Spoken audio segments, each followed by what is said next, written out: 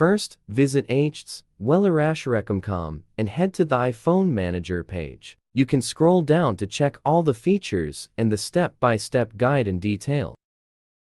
After that, click the Back to Top button. Click the Try for Free option to download it on your computer. Double-click the iReaShare iPhone Manager installer to install it on your computer by following the step-by-step guide.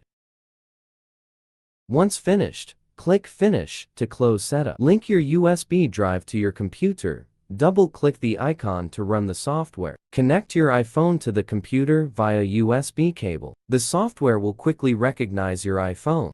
Tap Trust on your iPhone, then click Continue to go on. Data on your iPhone will be scanned out and displayed on the interface. To transfer contacts from iPhone to USB drive, click Contacts from the left side.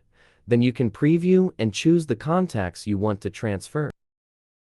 Click Export, pick a file, format, and choose the USB drive to save. All the chosen contacts will be saved on your USB drive. You can check it by opening it.